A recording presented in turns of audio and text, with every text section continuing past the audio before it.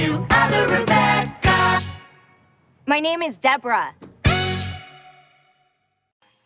Hey guys, it's carrying our review for the second to last, yes, I can't believe it either, but it's the second to last episode of Crazy Ex-Girlfriend, Season 4, Episode 16, I Have a Date Tonight, and guys, saying my expectations were high for this episode is an understatement. I mean, this is a show that I've watched for 5 years now, I've grown to love, I have gone out of my way to review almost every single episode for you guys individually this season, so again, this is a show that does mean a lot to me, so I'm expecting for a lot out of these two episodes, and I think that's easy to understand. Again, it's because it's one of my favorites on TV right now, and I'm very happy to say this episode was pretty much perfect. I mean, this is everything that I could really want out of a penultimate episode. It's a different sort of episode than I was expecting, but that's what I really did love about it. It's a very sentimental episode that also sets up a lot of interesting things for the series finale, but we're just gonna jump right into it. So, unlike most episodes, there really is no way to talk about this one without just going by Rebecca's dates, because most of this episode is centered on Rebecca going on a date with Greg, Nathaniel, and Josh, of course in reverse order of what I just said, but that's the way most of this episode plays out. I do, however, love the way this episode opened with her asking for Dr. Akopian's approval.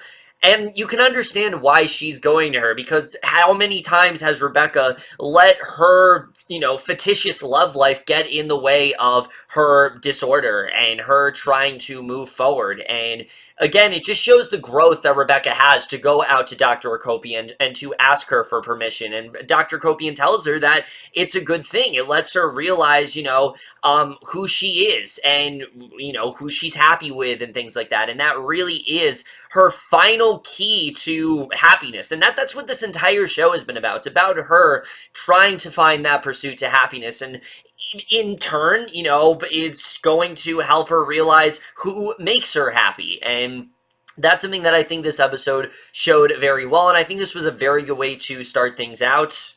And so the rest of the episode, like I said, is her going on these 3 dates. So we're going to start off with her date with Josh, and I loved everything about this. And look, I mean, we've seen a lot of this season rebuilding that dynamic between Josh and Rebecca, them starting off as friends, but we also get to see why these two would be great as a couple, the history that they've had, and I think that's something that this date highlighted really well. I mean, they go into this tent and they start reminiscing about their days at summer camp and things like that, and it's a really nice moment. I especially loved when Josh was talking about, the last time they were in a tent together and the different things that they were doing and things like that.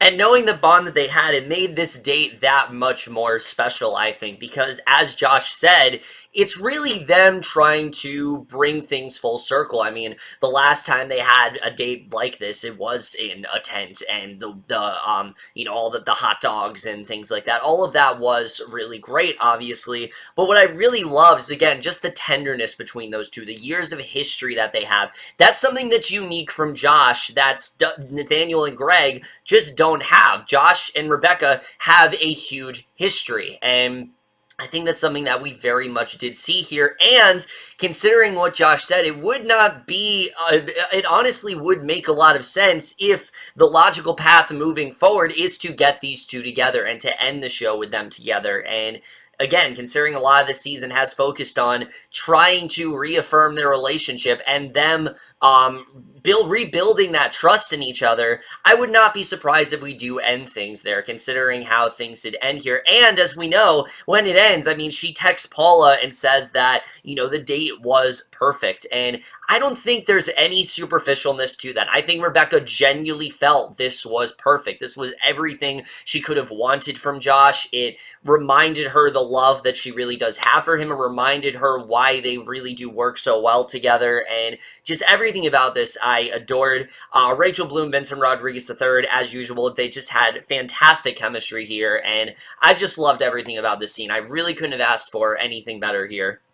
So then, of course, we have her date with Nathaniel, and this one was a little bit different. And again, I think similar to Josh, it perfectly sums up Rebecca and Nathaniel's relationship in the sense where Nathaniel, he does go out of his way a lot. He usually does have a lot of grand gestures, but as we do know, there's been a lot of problems with Nathaniel in the past. He's had sociopathic tendencies, and there's been a lot of things that he's done that just has not really gone well for him or Rebecca and has not benefited them in any way. And this was really showing that their relationship is one where it is very loving and they're able to move past those insecurities and those differences that they do have. And this was a very good example of that because he plans on taking her, he brings her out to like this picnic and things like that. And he had planned to get Michael Bublé, who was doing like, I guess, this Broadway showcase, show or something.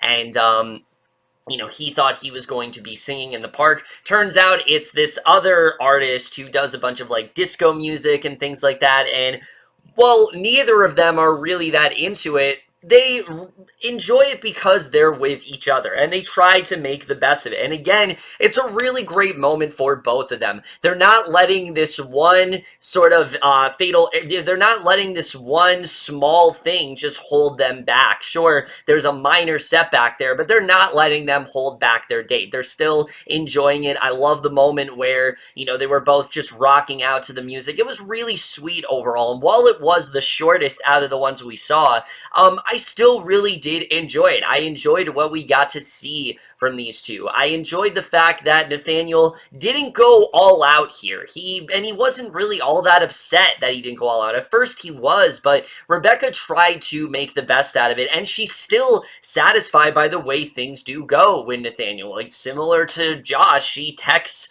the group that things went really well, and you can see why Nathaniel and Rebecca, similar to Josh and Rebecca, why these two may have a likely future together. Obviously, these two, they've come from very similar backgrounds in the sense that they started off very damaged and things like that, but they both have really gotten their shit together, and considering, especially Nathaniel's new leaf that he's been taking recently, the fact that he's been trying to do good, the fact that he's been volunteering at the prison and things like that, or helping Heather with certain money troubles and things like that for Christmas, like we heard in this episode, it's showing that Nathaniel definitely has changed his ways. He definitely has turned around, and it would not be a bad time for these two to finally get together and finally try to have a serious relationship. And I think we really did see that here quite well, and I really did enjoy this overall. So, of course, we have the Josh date, we have the Nathaniel date. Of course, we have to talk about Greg, who Greg's was a little bit more involved in this episode, because as we know, Greg is not necessarily someone that is, used to all of these grand gestures. He's not someone who is just going to come up with something like that. And you see throughout the episode, he really struggles with what he wants to do. The first thing that he has a problem with is Paula's approval, which I love that we harken back to this. Throughout the entire series, Paula has really never been in Greg's good graces. She's always thought that Greg was just a pessimistic, alcoholic asshole pretty much, and that Rebecca had no business being with him. So he's trying to do whatever he can to try to get her on his side to see if maybe he has more of a chance with Rebecca than the other guys do. And I love the way this turns out. He gets her this fish and things like that, and while she does recognize what he's doing, he basically tells her that, look, I'm not the one deciding here. Rebecca can choose on her own. I'm not doing this for her, and I really did love seeing that. So he plans on this, so obviously that's out of the way. I like that we had that sort of conflict there. It established something that we had seen in season 1. It harkened back to it. This show has been doing that a lot recently, and again, that's a sign that your show is ending when you're doing something like that, and they very much did show that here.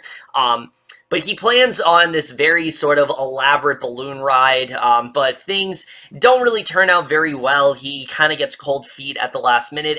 And Rebecca, meanwhile, she is getting very just a little bit, overwhelmed with these dates. She really does love all of these dates, but they're just too perfect, and she doesn't want to go on another date. I think solely because she doesn't want to have to choose between these three. She sees the good in all of them, and she's about to cancel on Greg at the last minute when she realizes that he hasn't gone to the balloon and things like, to the hot air balloon and things like that. So they decide to have a non-date, actually, and this moment I loved. I love that these two were just open and honest with each other, and that's something that Greg and Rebecca have done that Josh and Rebecca and Nathaniel and Rebecca just don't have. These two are much more honest with each other. They're not afraid to be very blunt. They're not afraid to, they're not afraid to just be very, just extremely honest about everything, and I think we really did see that here. That moment where Greg is telling her that he didn't really like this idea, he didn't really know what he wanted to do, and she tells him that she was planning on canceling on him. It's a real weight off their shoulders, and I love the moment where they're deciding on what to choose to eat, and right at the end he just lets it slip that he is in love with her and that she is the love of his life. And now you see Rebecca is really kind of torn here. You really don't know who she's going to choose, and that's how things leave off on the dating side of things. However, that's not all there is to talk about in this episode, because of course we have to talk about the music and the humor, which the humor in this episode, this is Crazy Ex-Girlfriend in top form when it comes to humor. I mean, there were so many hilarious moments here, so many great in-jokes as well. Just the moment alone where we first see Valencia, Paula, and Heather, and they're talking about the qualities that Nathaniel, Josh, and Greg have. Paula picks Josh, Valencia is Greg, and Heather picks Nathaniel respectively. But the moment that really got me is when they're talking about all their qualities. Valencia brings up how Josh feels like a new person, almost as if he's played by an actor. And you guys know me, when it comes to the meta jokes on this show, I just can't contain myself. Stuff like that is just absolutely hysterical, and the show just always kills it at that, and that's something I'm definitely gonna miss. I mean, there's very few shows that do in-jokes as good as this one, and that's something that, again, it's just, it really devastates me that the show is coming to an end. But just the whole premise alone of virtually every supporting character betting on Rebecca choosing one of these guys, I thought was a hilarious concept overall. I mean, there's so much you can, obviously, because, Rebecca, the whole episode is just basically reserved to her 3 dates. You gotta have something fun to do with the supporting cast. They can't really overcrowd it, so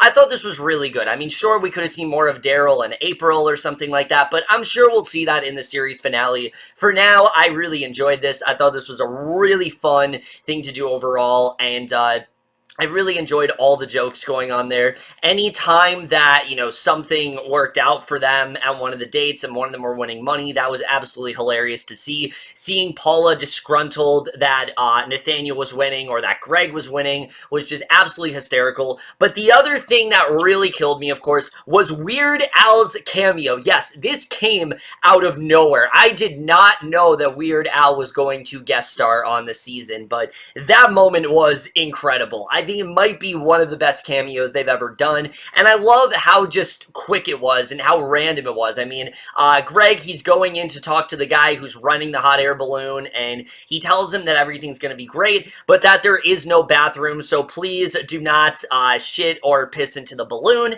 and he says that there are so many times where people have done that, and just that whole sequence was fantastic. I thought that was absolutely hilarious, and I loved everything about it. Again, there are many other moments throughout this episode that I love, but those really were the key things. In terms of musical numbers, though, as well, this episode definitely did not disappoint. In fact, I think it might just have the best group number of the entire series. That, of course, being Love's Not a Game, which this musical number, it reminded me of, say, something like Where's Rebecca Bunch in Season 3, which was really the first, large ensemble piece. Not that there weren't in seasons 1 and 2, but season 3, I believe it was like the first one to incorporate the entire cast, and this one was very similar to that. And not only that, but it gave us a chance to finally see David Huell's vocal chops, and let me just say, I think they have been sorely missing from this series. I mean, he may just be one of the most talented singers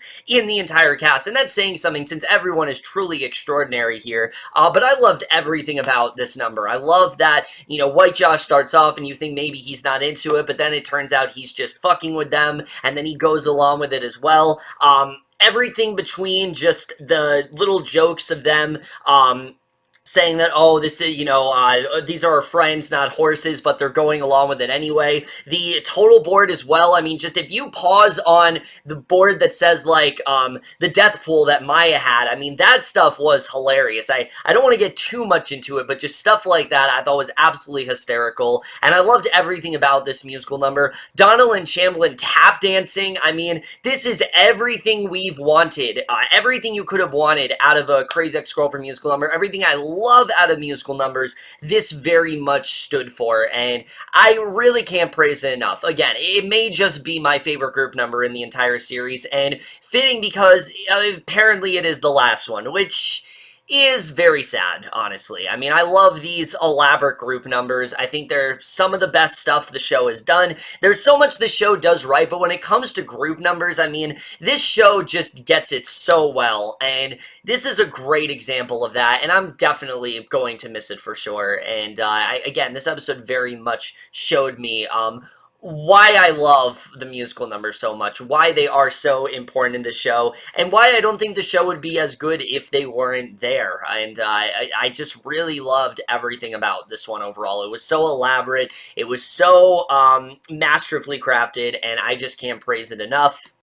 And of course, the guys and dolls sort of vibe that they had with this song, definitely can't complain about that either. I love the lavish production that is going on, just everything about it. I mean, again, like I said, Crazy Ex-Girlfriend, they just go all out when it comes to group numbers like this, and it's something I think I'm going to sorely miss from the show. There's rarely a show that puts this much effort into everything, and that's one of the things that I just am really love about the show, and it's definitely going to deeply affect me for sure once it's done. But now, of course, I want to get into predictions for the finale, which I'll say right now, I have a feeling that 90% of what I'm about to say is probably not going to be right. And that's because a lot of this season has not gone the way I thought it was going to. And that's not a bad thing. I like the more lighthearted tone this season has had. I like that this season has felt the calmest. I like that most of this season has been the growth and development of Rebecca Bunch. It should be. It shouldn't be trying to overcomplicate things needlessly. It's been a lot more simplistic than the other seasons, and that's a good thing. I'm not upset that it's been that way. So again, a lot of my predictions I think are going to be wrong. However, something that I do think is going to happen is, considering the way things went with Rebecca and all of her dates, I will not be surprised if she decides to pick none of them, because, again, there are so many good qualities in each one of them that I don't think she really wants to choose, and I don't really think that Rebecca is in the mood to choose right now. I mean, she went to Dr. Copian 2 times to ask her, like, is this a good thing, what I'm doing? So I think she's very indecisive about that, and again, the show is not about who Rebecca ends up with. It's about her finding the pursuit to happiness, and she may have to do that alone. I do think eventually she is going to make a choice, but I wouldn't be surprised if we do away with this, like, very early on in the finale. I feel like a lot of it's going to focus on something else, and that's something that I am excited to see. But the other big question, of course, is how does this all really end? There's still a lot of things that we do wrap up. Daryl and April, I definitely want to see more from them. I want to see at least one scene between Daryl and Paula. I love that friendship so much. I definitely want to see more there. And as far as Rebecca, I want to see at least one more scene with each of these guys. I want to see her talk to each of these guys. I want to see her eventually make a choice, or maybe she doesn't make a choice. Again, we'll have to see the way things really do turn out. Valencia and Beth, I want to see some resolution there. Heather and Hector, I want to see resolution there. I'm sure we're going to see this. I mean, again, the show has delivered so much in the past that I'll be very surprised if this isn't an amazing finale. And look, I watched the behind the scenes featurette set that is basically about them making the series finale, and from what I gathered, they definitely have something great coming our way, and I definitely am not ready for it. Again, it hasn't fully sunk in that this is the second to last episode, that next week is the finale, but I just gotta face the facts. I mean, there's only so much left of this show, and there's only so much more left they can do, but at the same time, there's so much they can still do in this finale. I mean, they left enough open that there's still more room for, you know, something surprising in the finale. I still don't really know how things are going to go, and that's something I am definitely very excited for. Musical number wise, I'm excited to see how things turn out there, and just in general, I want a very satisfying finale. I want a finale that seems like Rebecca has changed. I want a finale that gets us from Rebecca starting off as this crazy, you know, as this crazy person who just constantly tries to self-sabotage everything in her life and has convinced herself that, you know, she needs to cling on to this one idea, to someone who's a lot more headstrong, to someone who's a lot more independent, and to someone who is just a lot more positive in their life and hasn't let their, you know, disorder get the best of them. And I think that is something that we are going to see at the end of the day. So I'm very excited to see that overall. In terms of this episode, though, I really can't praise enough. Like I said, I think this was pretty much everything that I wanted to be. It was a very good exploration of these three sort of, you know, relationships that Rebecca has had, and also I think a good representation of who Rebecca is. Josh represents, again, the history that Rebecca has, the memories that she can always go back to. Sure, there are negative ones, but there are a lot of positive ones, and Josh is a very good, you know, I think he really does exemplify that. Nathaniel is the growth that Rebecca has been through, the change that she's had, and how much she has developed through that time. That's what Nathaniel represents, and Greg, I think he really does represent how open Rebecca is. She doesn't hide things anymore. She isn't afraid to tell people how she actually feels, and I think that's really what all three of these guys represent, and I think they showed that very well. The stuff with the supporting cast, though, is absolutely hysterical, and like I said, Love's Not a Game may just be my favorite group number of the entire series. I may have to sleep on it a bit, but it might just be my favorite. I really do think it's everything that I love about the musical numbers overall. So again, I really did adore pretty much everything about this episode. Again, my only real complaint is that I just wish that maybe there was a little bit more for the supporting cast to do besides them just betting on Rebecca, but at the same time, I adored it, so it's not really that much of a complaint. So at the end of the day, I am absolutely going to give this episode a Crazy Ex-Girlfriend, Season 4, Episode 16, I Have a Date Tonight, in A.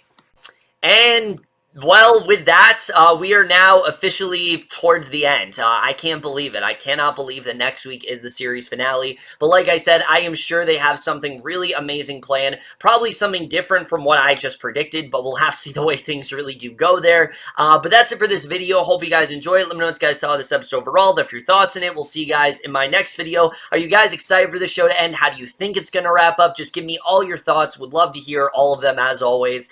We'll see you guys in my next video, and we'll see you guys for that. Okay, bye. Love's not a game. Love's not a game. None of us would ever say love's a game. That would be bad, you can be sure of. But I'm in the mood to wear this cool fedora.